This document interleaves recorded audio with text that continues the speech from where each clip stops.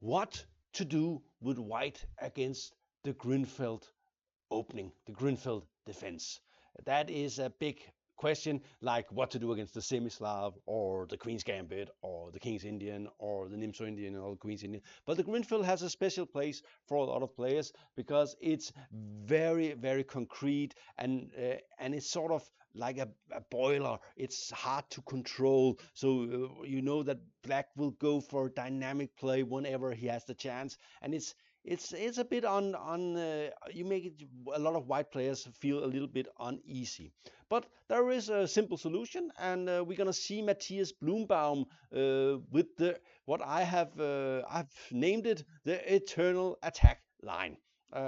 Which and you're gonna see why. By the way, this is a great game. It has a lot of really cool features, and there's a lot to learn about the modern middle game of chess nowadays. So let's just jump into it. It's from the ongoing European Championship, where when I recorded this video, Bloomberg was leading the tournament. So let's get to it. White opens with d4,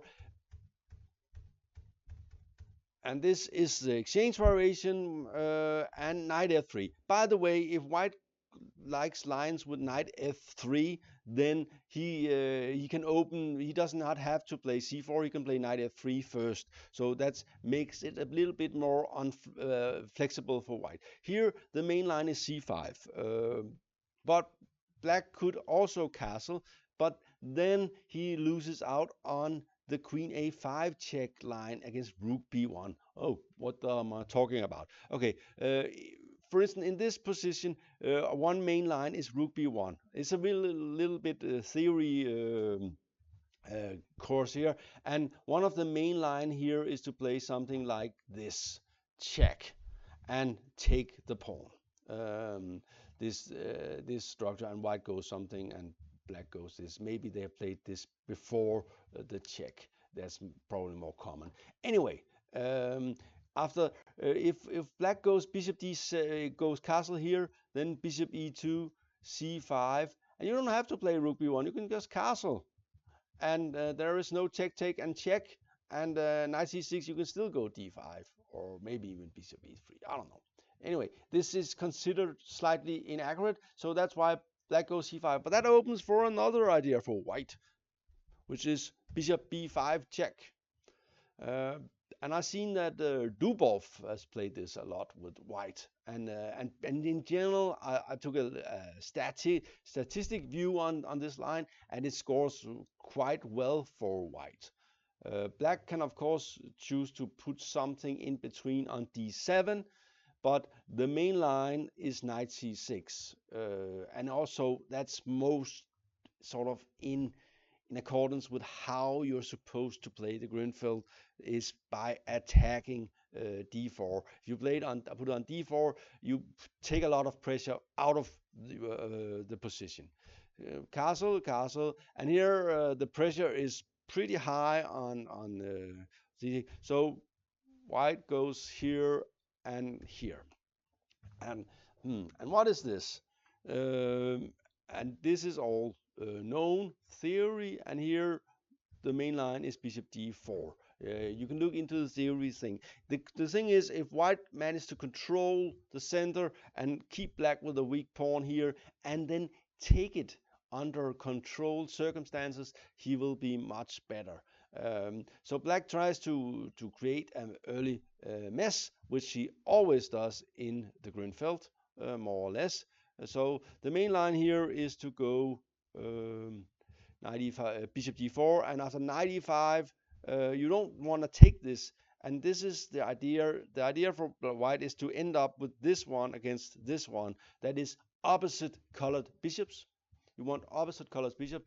Why? What is it with opposite colored bishops? Yeah, we know that in the end game, this often leads to draw his position, but in other circumstances, it leads to attacking chances, which is the interesting point here, especially since white's bishop is targeting weak dark squares on black's king side.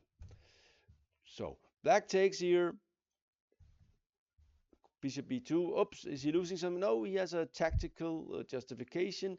If you take here, you will take b2 with the queen, by the way, so not to allow a pin, and be fine. And in general, these kind of positions is good for bishops. Okay, rook a b1, threatening to take the knight and getting ready to do something like this. And bishop takes b2 due to the X-ray effect on the queen. So black has to take, and white takes back.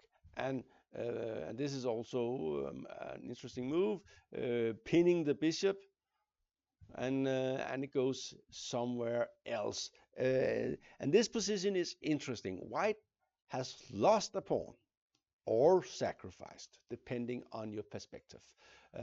What have you gained? Well, he has gained a opposite color bishop, and that's not to play for a draw. That's to play for an attack. And we see that he's already put up a battery down here.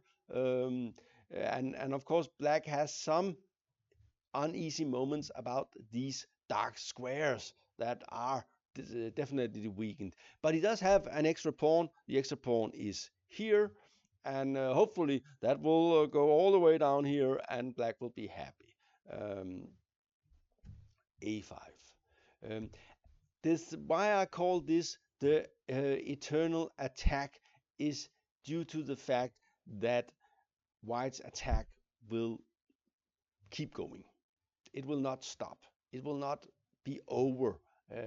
Black will defend. Black's position is sound and good and fine, but he will have to defend on the dark squares for a very long time. That's why I call this the eternal attack line, because white gets to have an attack going and going and going. And with nowadays where chess is more like a sport, that is a big advantage, and most players are trying to avoid situations where they have to defend and defend and defend. And even though the position is fine, it's just not fun to have to defend and defend and defend. And the chance of making mistakes rapidly goes up when you are in this kind of position, compared to if you're the attacking side. It's much easier, and even if your attack messes up, it's opposite color bishops, and your king is safe, so it's probably going to be a draw.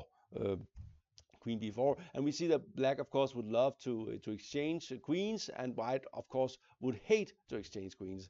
But he still needs the queen to be in an active square. Black also have another problem, where to put the white squared bishop. Here. And this is interesting position. Here white finds a very dynamic way to try and get his attack going. He plays a4, sort of hunting that bishop. And after this, he has this very elegant move. The threat is pretty simple.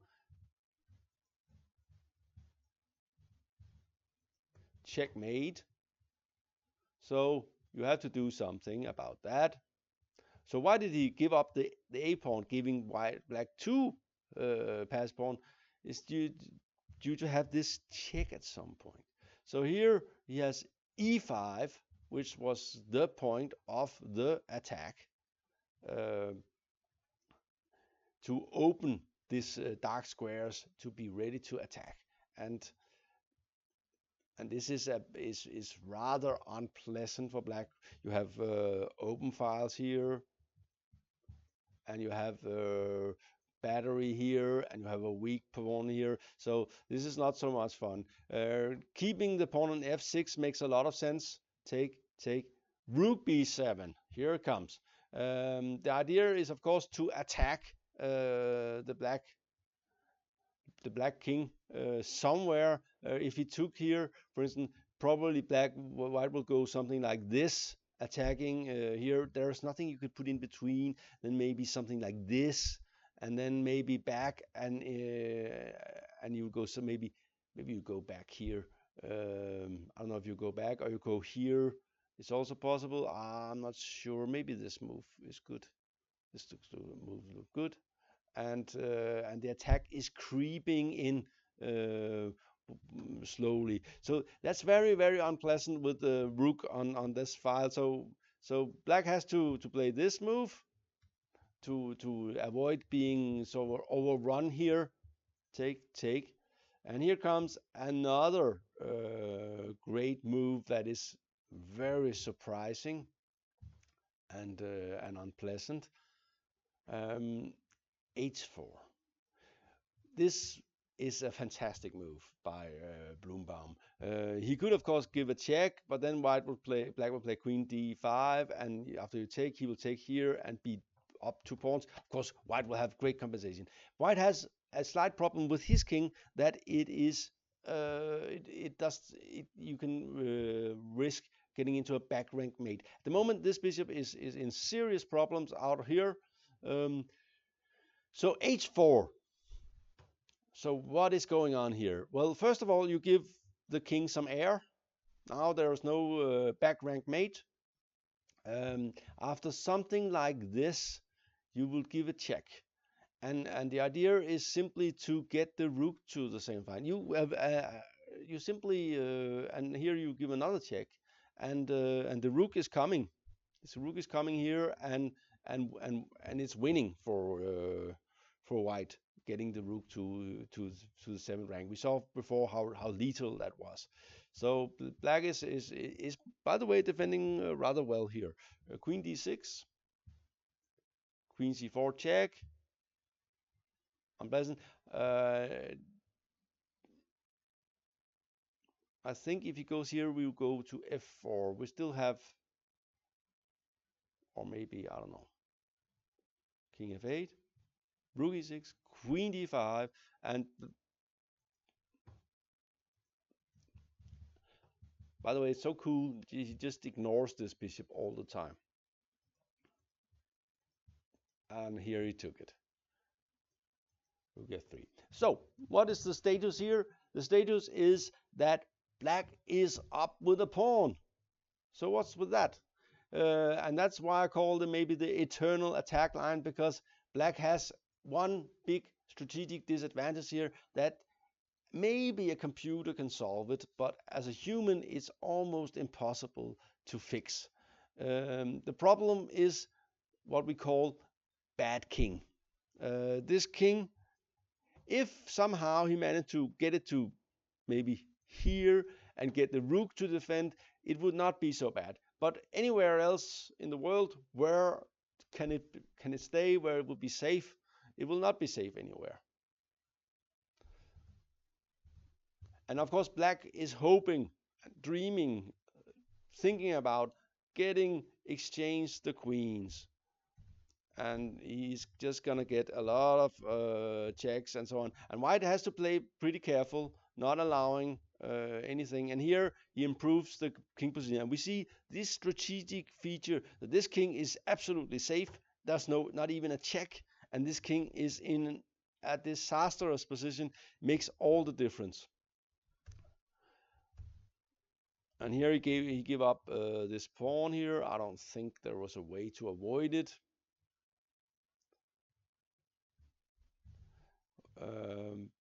But he does manage to get some pressure in this, and so on. And here, so white won back both pass pawn, and this ending, is it a draw? Is it one? Is probably one. It's very difficult to defend, but of course queen endings have a tendency to be drawish. And h5, and of course black is hoping that keeping the queen here will just safeguard these pawns, and if white tries to get this king around somewhere, he will be checked a lot. Of course he needs to improve the position of the king here. Ready for this move.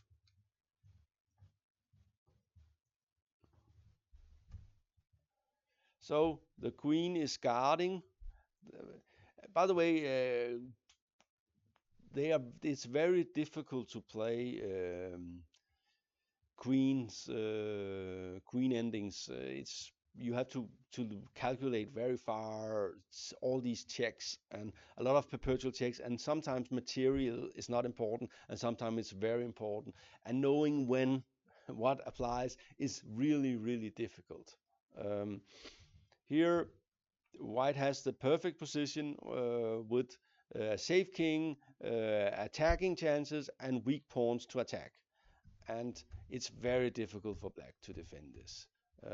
This is a very typical maneuver. We see that the queen is guarding against the potential checks that black had, and he's at the moment attacking here. So, and after this move, there's this move and this move, and the problem here is